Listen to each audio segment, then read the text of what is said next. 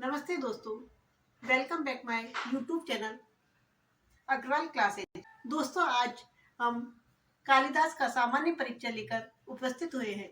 आज हम महाकवि कालिदास के सामान्य परिचय के बारे में, उनका समय क्या था, उनकी जन्म स्थान क्या था, आश्रयदाता कौन थे, पत्नी, प्रियचन, अलंगा, इन सभी के बारे में हम सामान्य चर्चा करेंगे। तो चलते हैं हम अपने कालिदास के सामान्य परिचय को लेकर। दोस्तों, जो हमारे महाकवि कालिदास है, उनके समय की बात करें तो उनका समय ईसा पूर्व प्रथम शताब्दी। दोस्तों, वैसे तो उनके समय निर्धारण के बारे में आज भी कोई ऐतिहासिक तथ्य उपलब्ध नहीं होता। यही कारण है कि उनके समय निर्धारण के लिए अनेक अनेक प्रकार की क्या लगाए जाते हैं, कयास लगाए जाते हैं। जो एक निश्चित समय है वो नहीं बताया जाता। उनके समय के बारे में क्या बताया जाता है कि ईसा पूर्व प्रथम शताब्दी, अर्थात उनका समय क्या लिखा है हमने 150 ईस्वी पूर्व से 634 ईस्वी के मध्य माना जाता है। दोस्तों, जो महाकवि कालिदास का जो नाटक है, एक है मालविका का अग्निमित्र। उसमें जो अग्निमित्र है वो सोमवंशीय राजा थे और उनका जो समय काल बताया जाता है वो 182 ईस्वी के आसपास बताया जाता है। तो इसलिए यदि महाकवि कालिदास का उनसे समय लिया जाए तो उनका समय क्या माना जाएगा कि 150 ईस्वी ईसा पूर्व से बाद का ही उनका समय माना जाएगा। और एक रवि कीर्ति एहोल शिलालेख, रवि कीर्ति का जो एहोल शिलालेख प्राप्त हुआ है हमें दक्षिण से, उसमें कालिदास और भारवी का क्या है उल्लेख प्राप्त होता है। उसमें जो रवि कीर्ति है उसने अपने आप को कालिदास और भारवी की क्या बताया, समकक्ष बताया है, समकक्ष बताया। तो इस हिसाब से जो रवि कीर्ति का जो शिलालेख प्राप्त हुआ है वो कब का प्राप्त हुआ है, अभी 634 ईस्वी का प्राप्त हुआ है। तो इस आधार पर हम कह सकते हैं कि जो कालिदास का समय वो 150 ईसा पूर्व के बाद और 634 ईस्वी के मध्य माना गया है। दोस्तों, यदि जन्म स्थान की बात करें तो उनका जन्म स्थान उज्जैनी माना गया है। दोस्तों, उनके जन्म स्थान के बारे में भी ऐतिहासिक तथ्य उपलब्ध नहीं होते। उन्होंने कहीं पर भी अपने जन्म स्थान के बारे में नहीं लिखा। उनका खंड काव्य मेघदूत, उसमें उन्होंने उज्जैनी का इस प्रकार से वर्णन किया है जैसे कोई अपने गांव का वर्णन करता है, अर्थात उज्जैनी की प्रत्येक स्थान का उन्होंने भली प्रकार से वर्णन किया है। इस आधार पर हम कालिदास का जो जन्म स्थान बताया जाता है वो क्या बताया जाता है, उज्जैनी को माना गया है। किसके आधार पर माना गया है, तो मेघदूत खंड काव्य के आधार पर। मेघदूत जो खंड काव्य है उसके आधार पर उनका जो जन्म स्थान है वो क्या माना गया है, उज्जैनी माना गया है। दोस्तों, उनके आश्रयदाता की बात करें तो उनके आश्रयदाता जो राजा थे वो कौन थे, तो चंद्रगुप्त, जो गुप्त वंशीय राजा थे, विक्रमादित्य, उनके आश्रयदाता माने गए हैं। दोस्तों, उनकी पत्नी का नाम विद्योत्मा था। क्या नाम था, विद्योत्मा।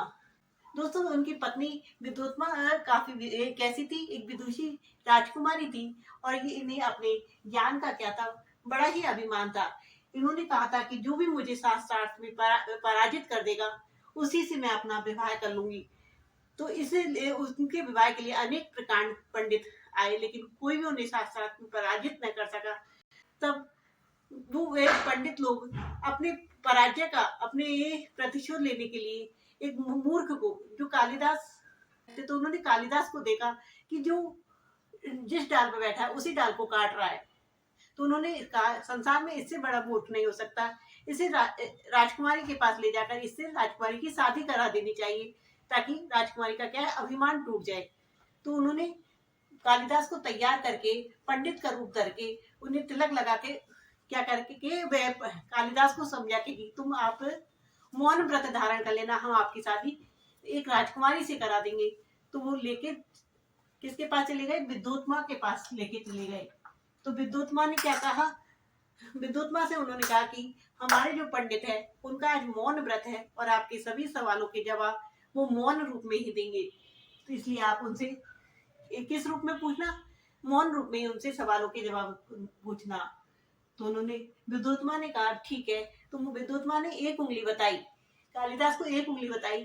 तो कालिदास ने सोचा ये मेरी एक आंख फोड़ना चाहती है, तो उन्होंने कालिदास ने 2 उंगली बताई। तो विद्योत्मा ने कहा ये मेरे सवाल का जवाब कैसे हो सकता है।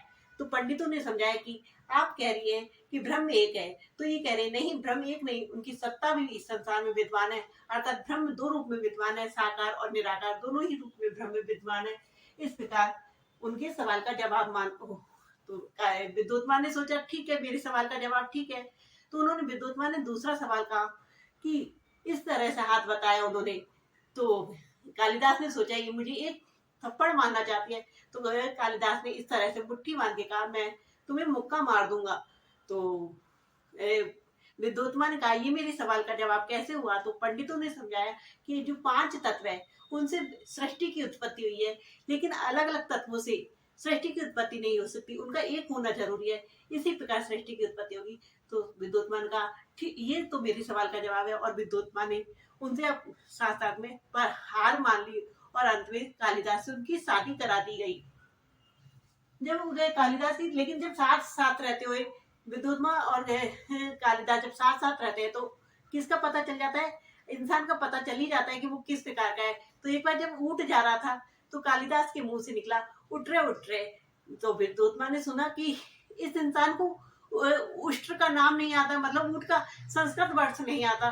तो उन्होंने पूछा तो उसने कहा मैं तो नहीं जानता, संस्कृत भाषा नहीं आता। तो विद्योत्मा ने उन्हें पर अपमानित करके वहां से क्या कर दिया, बाहर निकाल दिया। कहते हैं कि वो विद्युत्मा ने इस प्रकार से लात मारी कि वो काली के मंदिर में जाकर गिरे थे, काली के ऊपर जाके गिरे थे।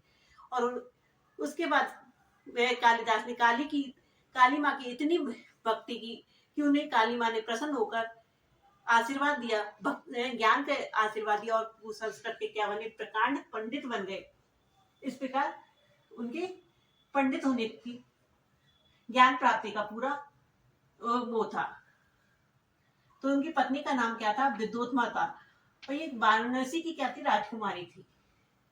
प्रिय छंद की बात करें, कालिदास का प्रिय छंद क्या था, तो कालिदास का प्रिय छंद उपजाति है। जो कालिदास ने सबसे ज्यादा प्रयोग किया है, कौन से छंद का प्रयोग किया है, तो उपजाति छंद का प्रयोग किया है। यदि अगले छंद की बात करें तो अनुष्टुप है। अन्य छंद जो उन्होंने यूज किया है वो है अनुष्टुप छंद। उपजाति छंद इंद्रविजय और उपेंद्र विजय, इन दोनों छंदों का क्या होता है, मिश्रण होता है। दोस्तों यदि हम अलंकार की बात करें तो कालिदास का जो प्रिय अलंकार है उपमा अलंकार है। क्या है उपमा अलंकार? उपमा अलंकार के बारे में एक उक्ति भी प्रसिद्ध है कि उपमा कालिदासस्य, बारहवीं ने अर्थ गौरव, दंडी ने पद लालित्य, मागे संति त्रिय गुण। अर्थात उपमा के लिए कालिदास प्रसिद्ध है, पद अर्थ गौरव के लिए भारवी प्रसिद्ध है, तथा पद लालित्य के लिए दंडी प्रसिद्ध है, और माघ में तो ये तीनों ही गुण प्रसिद्ध है। इस प्रकार यदि कालिदास के प्रिय अलंकार की बात करें तो कौन सा है, उपमा अलंकार है। और रीति की बात करें तो उनके जो काव्य नाटक में यदि रीति की बात करें तो कौन सी रीति प्राप्त होती है, तो वैदर्भी रीति प्राप्त होती है। महाकवि कालिदास को कौन सी रीति प्राप्त में मिलती है, उनके काव्य में वैदर्भी रीति मिलती है। वृत्ति की बात करें तो कैशिकी वृत्ति है। कैसे कालिदास और कैसे कैशिकी वृत्ति। तथा उनके गुण कौन सा प्राप्त होता है, तो उनके काव्य और नाटकों में प्रसाद गुण प्राप्त होता है। कौन सा गुण प्राप्त होता है, प्रसाद गुण प्राप्त होता है। और रस कौन सा है, रस है श्रृंगार रस। उनके सभी नाटकों में श्रृंगार रस प्राप्त होता है। जैसे हमारे मेघदूत खंड काव्य, उसमें कह रहे हैं श्रृंगार रस भी 2 प्रकार का होता है। एक तो होता है वियोग श्रृंगार और एक होता है योग श्रृंगार। तो जैसे मेघदूत वियोग श्रृंगार में लिखा हुआ है, हमारे मालवी का अग्निमित्र नाटक है, विक्रमो उर्वशी है, अभिज्ञान शाकुंतलम, इन सभी में कौन सा रस है, श्रृंगार रस है। तो उनके सभी अधिकतर उनका प्रिय रस कौन सा है, तो उनका प्रिय रस है श्रृंगार रस। उन्हें सभी काव्य रचनाएं अधिकतर किसने की है, श्रृंगार रस में की है। यदि कालिदास की जाति के बारे में पूछे तो वो किस जाति के थे, तो वो ब्राह्मण के थे। किस जाति के थे, ब्राह्मण थे। कैसे ब्राह्मण थे, तो शैव ब्राह्मण थे। वे उपासक किसके थे, यदि उपासक की बात करें तो वो काली के उपासक थे। किसकी उपासना करते थे, काली की उपासना से उन्होंने ज्ञान की प्राप्ति की थी, और इस काली माँ की उपासना से उनका नाम कालिदास पड़ा था। काली के दास अर्थात कालिदास। और इनके मित्र कौन थे, तो इनके मित्र लंका के राजा थे कुमारदास, जो इनके प्रिय मित्र थे। दोस्तों इन्होंने 7 रचनाएं की है, जिनमें से 2 खंड काव्य, 2 क्या है इनके महाकाव्य और 3 नाटक प्राप्त होते हैं हमें। तो इस प्रकार इनकी 7 रचनाएं प्राप्त होती है, जिनको हम क्रम अनुसार लिख लेते हैं।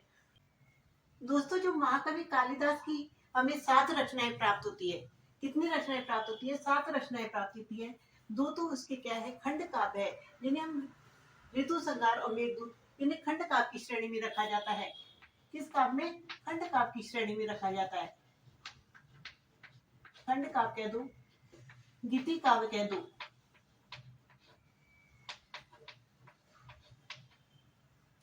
ये मेघदूत और दोनों को किस काव्य में रखा जाता है? खंड काव्य। 2 इनके महाकाव्य प्राप्त होते हैं।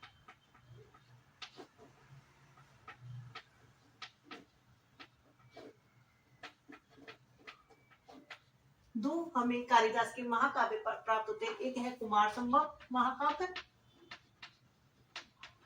और एक है हमारा रघुवंशम महाकाव्य। ये 2 हमें महाकाव्य प्राप्त होते हैं और 3 हमें इनके नाटक प्राप्त होते हैं। एक है मालविका का अग्निमित्र, एक है विक्रमो उर्वशी और एक है अभिज्ञान शाकुंतलम। ये तीनों ही किस श्रेणी में आते हैं? तो ये तीनों ही नाटक की श्रेणी में आते हैं। दोस्तों, अगर महाकवि कालिदास की नाटक देकर आपसे पूछे कि इनमें से कौन सा नाटक नहीं है, जैसे मालविका का अग्निमित्र, विक्रमो उर्वशी और अभिज्ञान शाकुंतलम, तो ये जो हमारा विक्रमो उर्वशी वो त्रोटक की श्रेणी में आता है। किस श्रेणी में आता है? त्रोटक की श्रेणी में आता है।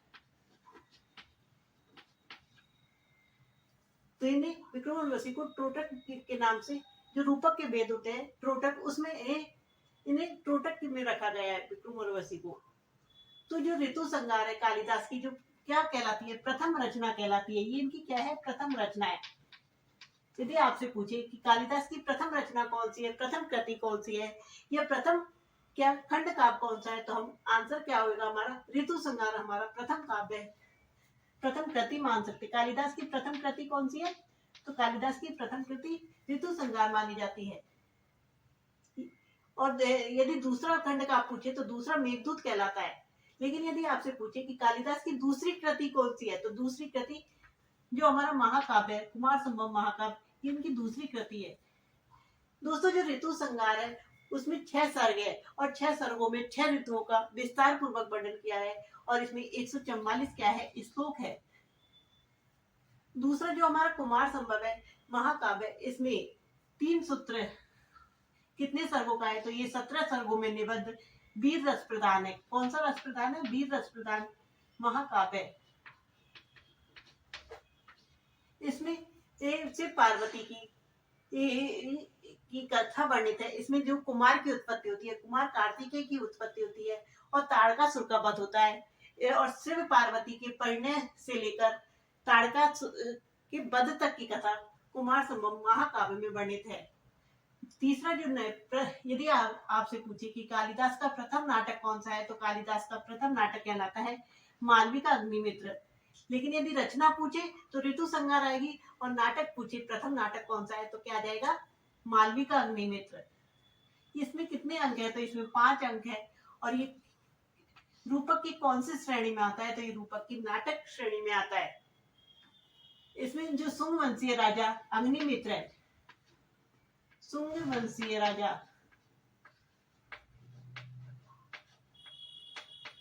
अग्निमित्र और मालविका के क्या है? प्रणय परिणय का क्या है? कथा वर्णित है इसमें। अर्थात मालविका और अग्निमित्र की, सुंगवंशी राजा अग्निमित्र की और किसकी?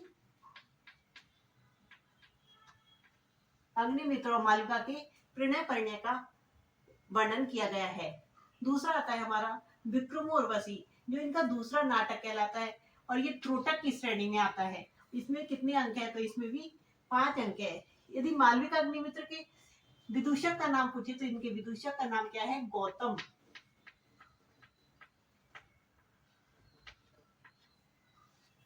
विक्रमोर्वशी दूसरा नाटक कहलाता है और कृति की पूछे तो एक चतुर्थ नंबर की कृति कहलाती है। सबसे पहले उन्होंने खंड काव्य लिखा था ऋतु संहार, दूसरा उन्होंने महाकाव्य लिखा था कुमार संभव, तीसरे नंबर पर उन्होंने नाटक लिखा था मालविका अग्निमित्र, और चतुर्थ नंबर पर उन्होंने विक्रम उर्वशी नामक एक त्रोटक लिखा था जिसमें 5 अंक है। और इसमें किसकी कथा वर्णित है? तो पुरूरवा और उर्वशी की, राजा पुरूरवा व उर्वशी की प्रेम कथा वर्णित है। उर्वशी की प्रेम कथा वर्णित है। तीसरा आता है मेघदूत। दूसरा जो खंड काव्य वह है मेघदूत। तो ये कौन सी कृति है? इनकी 5वें नंबर की कृति है। और इसमें जो मेघदूत है वह 2 भागों में विभक्त है, एक पूर्व मेघ और एक उत्तर मेघ। पूर्व मेघ में उन्होंने उज्जैनी से अलकापुरी तक का वर्णन किया गया है। जो रामगिरी से लेकर अलकापुरी तक का जो वर्णन किया है वो पूर्व मेघ में आता है, जबकि उसके बाद यक्षिणी की विरह दशा का वर्णन उत्तर मेघ में आता है। इसमें कुल 115 पद है और 115 पद किस में लिखे गए हैं? मंदाक्रांता छंद में लिखे गए हैं। कौन सा छंद यूज किया इन्होंने? मंदाक्रांता छंद।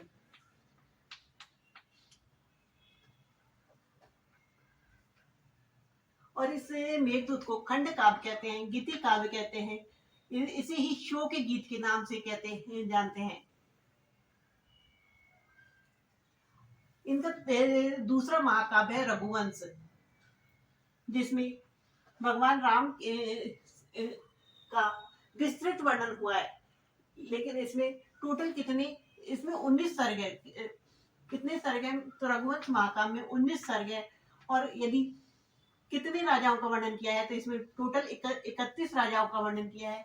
और 29 पीढ़ी पूछे तो 29 पीढ़ी, राजा मनु से लेकर राजा अग्निवर्ण तक टोटल 31 राजाओं का वर्णन है। और पीढ़ी पूछे तो 29 पीढ़ियों का वर्णन है इस रघुवंश महाकाव्य में। उनका अगला जो अंतिम काव्य या कृति माने, उनकी अंतिम कृति कौन सी है? तो उनकी अंतिम कृति अभिज्ञान शाकुंतलम है। अंतिम कृति कह दे, काव्य रचना कह दो, काव्य रचना कह दो, अंतिम नाटक कह दो, तो आंसर क्या आएगा? अभिज्ञान शाकुंतलम। ये कितने, इसमें कितने अंक है? तो इसमें 7 अंक है। और ये किस श्रेणी में आता है? नाटक आता है। इसमें हस्तिनापुर के राजा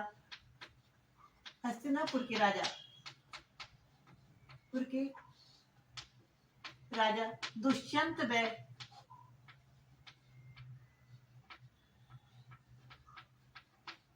व शकुंतला की प्रेम कथा वर्णित है। शकुंतला की प्रेम कथा वर्णित है। प्रेम विवाह का वर्णन है।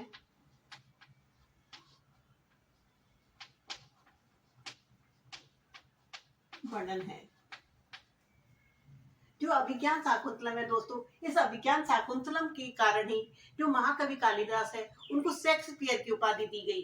जो अंग्रेजी नाटककार जो शेक्सपियर है, उनके नाटक इतने प्रसिद्ध है कि कहा जाता है कि उनके सभी नाटकों को पढ़ लो और कालिदास का एक नाटक पढ़ लो तो क्या है, पर्याप्त है। इसलिए इन्हें महाकवि कालिदास को अभिज्ञान शाकुंतलम के लिए ही उन्हें शेक्सपियर की उपाधि दी गई। किसकी उपाधि दी गई? इस अभिज्ञान शाकुंतलम शेक्सपियर की उपाधि दी गई। ये क्या है? अंग्रेजी साहित्यकार, अंग्रेजी नाटककार की उपाधि मिली है, उपाधि प्राप्त हुई है।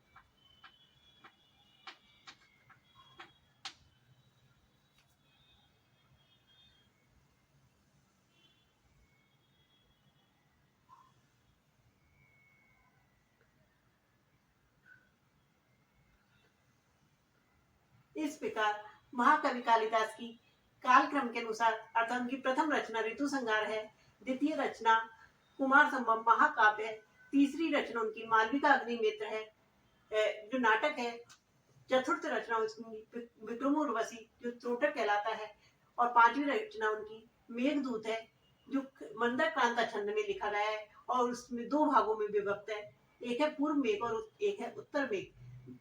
नेक्स्ट रचना उनकी कौन सी है? तो रघुवंश महाकाव्य है जिसमें 31 राजा और 29 पीढ़ियों का वर्णन है और 19 सर्गों में निबद्ध है। जो अंतिम रचना उनकी वो है अभिज्ञान शाकुंतलम, और इस अभिज्ञान शाकुंतलम की वजह से उन्हें शेक्सपियर की उपाधि प्राप्त है। ये इनकी अंतिम काव्य रचना है, अंतिम कृति कह दो, अंतिम नाटक कह दो, और ये 7 अंकों का है। कितने अंकों का है? 7 अंकों का है, नाटक कहलाता है। इस प्रकार कहीं से भी प्रश्न पूछे हमें। दोस्तों जो महाकवि लघु त्रय में जो लघु त्रयी है उसमें महाकवि कालिदास के 3 रचनाएं शामिल की गई है। एक है मेघदूत, एक है कुमार संभव और एक है रघुवंश। इन 3 रचनाओं को शामिल किया गया है। लघु त्रय में कौन कौन सी रचनाएं हैं? तो लघु त्रय में 3 रचनाएं शामिल है। एक है मेघदूत,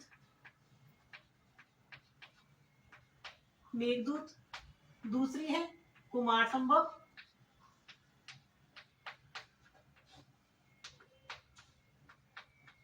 और एक है हमारा रघुवंश महाकाव्य। इन 3 रचनाओं को लघु त्रय में शामिल किया है।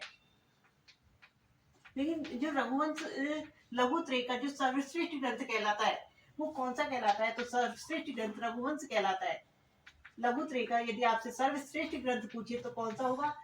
लघु त्रय का सर्वश्रेष्ठ ग्रंथ। दोस्तों जब कालिदास विद्या प्राप्ति करके काली की उपासना से जो उन्होंने विद्या ग्रहण किया था, विद्या प्राप्त की थी, उसके बाद जब वो घर वापस आए थे तो उनका जो प्रथम कथन था, तो क्या था उनका प्रथम कथन?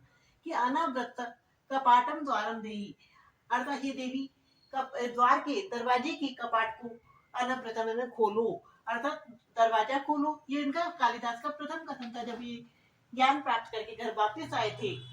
तो अंदर से जो उनकी पत्नी थी विद्योत्मा ने कहा था अस्ति कश्चित बाग विशेष है, अर्थात इस प्रकार की विशेष वाणी किसकी है?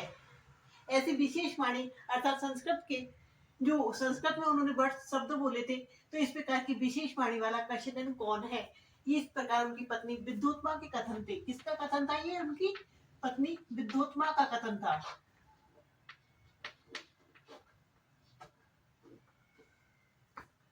पत्नी विद्योत्मा का कथन था। तो दोस्तों जब एग्जाम में हमें ये लाइन देके पूछ लेते हैं कि ये सेंटेंस, ये लाइन किसकी कथन है, तो हम ये अनाव्रतम का पाठम द्वारम दे, ये कालिदास का कथन है। अस्ति कश्चित बाग विशेष, ये पत्नी विद्योत्मा का कथन था। तो जो पत्नी विद्योत्मा ने 3 शब्द बोले थे, अस्ति कश्चित बाग विशेष, तो इन 3 शब्दों से ही कालिदास ने 3 महाकाव्यों की रचना कर डाली। जैसे अस्ति शब्द से उन्होंने कुमार संभव महाकाव्य की रचना करी, जो कितने सर्गों का है? 17 सर्गों का। जो इनका प्रथम काव्य था 17 सर्गों का, उसकी क्या कर डाली इन्होंने? रचना कर दी। दूसरा जो इन्होंने कश्चित मेघदूत शब्द से रचना करी थी वह है जो खंड काव्य था इनका, उस कश्चित शब्द से इन्होंने खंड काव्य मेघदूत की रचना करी, जिसमें क्या है? 2 भागों में विभक्त है, पूर्व मेघ और उत्तर मेघ, 2 भागों में विभक्त है। एक तो है पूर्व मेघ और एक है उत्तर मेघ। जो संपूर्ण किसमें है? मंदार क्रांता छंद में है ये मेघदूत। और वाक्य शब्द से इन्होंने रघुवंश महाकाव्य की रचना करी, जो 19 सर्गों का है। कितने सर्ग है इसमें? 19 सर्ग है। और इसमें जो बाक शब्द, सबसे पहला शब्द आया बाक, तो बागर्थ संप्रक्त, ये इनका श्लोक है, महाकाव्य का प्रथम श्लोक है। और इसमें जो कश्चित है, कश्चित शब्द से जैसे कश्चित कांता पर है, ये इनका प्रथम श्लोक है, इस मेघदूत का प्रथम श्लोक है। और कुमार संभव का जैसे अस्ति उत्तर श्याम, ये महाकाव्य का प्रथम श्लोक है। तो इन्होंने अपनी पत्नी विद्योत्मा के 3 शब्दों से 3 महाकाव्यों की क्या कर दी? रचना कर डाली। अब आते हैं हम कालिदास की उपाधियों पर। दोस्तों जो कालिदास को अनेक नामों से अनेक उपाधियां प्राप्त है। पहली उनकी उपाधि है दीपशिखा कालिदास। दोस्तों जो दीपशिखा कालिदास, जो इन्होंने रघुवंश महाकाव्य लिखा था, जो रघुवंश महाकाव्य लिखा था,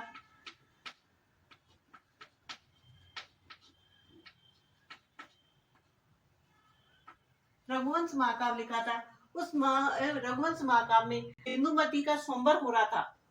इंदुमती के स्वयंवर में इन्होंने इंदुमती को किसकी उपाधि दी थी? उपमा दी थी दीपशिखा की, दीपशिखा की उपाधि दी थी। और इसी दीपशिखा, इंदुमती की दीपशिखा की उपाधि के कारण इन्हें दीपशिखा कालिदास के नाम से प्रसिद्ध हुए थे। इनकी उपाधि हुई थी दीपशिखा कालिदास। उपमा के लिए उपमा सम्राट इनकी दूसरी उपाधि है, उपमा सम्राट। कालिदास को उपमा सम्राट के नाम से भी जानते हैं क्योंकि एक उक्ति प्रसिद्ध है, उपमा कालिदासस्य, अर्थात उपमा के लिए कालिदास सर्वश्रेष्ठ है। उपमा, कालिदास की उपमा कैसी है? सर्वश्रेष्ठ है। कवि कुलगुरु के नाम से इनकी उपाधि है अगली, कवि कुलगुरु। और ये उपाधि इनको किसने दी थी? तो ये उपाधि महाकवि जयदेव ने दी थी। किसने दी थी? महाकवि जयदेव ने इनको ये उपाधि दी थी।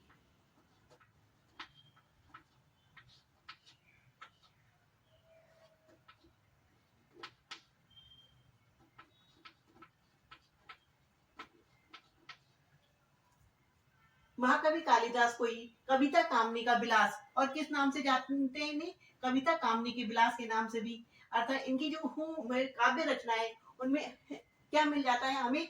अर्थात उनको काव्य के सभी रस मिल जाते हैं। जो हमें काव्य में प्राप्त होते हैं वो सभी रस हमें कहाँ मिल जाते हैं? तो कालिदास की रचनाओं में मिल जाते हैं। इसलिए इन्हें कविता कामनी का विलास, ये भी इनकी क्या है? उपमा या उपाधि कहते हैं। इनको रघुकार के नाम से भी जानते हैं। अर्थात इन्होंने जो रघुवंश महाकाव्य की रचना की थी उसमें रघु के संपूर्ण चरित्र को उल्लेखित किया गया था, उनके वंश को उल्लेखित किया गया था, इसलिए इन्हें रघुकार के नाम से भी जानते हैं। इन्हें विक्रमादित्य की सभा के नवरत्नों में से एक थे। और ऐसा कहा जाता है कि विक्रमादित्य की सभा में क्या थे? नवरत्नों में शामिल थे। तो इस प्रकार कालिदास के हमने जीवन परिचय को पढ़ा। अगला टॉपिक हमारा कालिदास की रचनाएं होंगी। दोस्तों, अगर आपने हमारे चैनल को सब्सक्राइब नहीं किया तो प्लीज चैनल को पहले सब्सक्राइब कर लीजिए। इन वीडियो को लाइक और शेयर भी जरूर करिए। Thank you for watching. मिलते हैं अगली वीडियो में।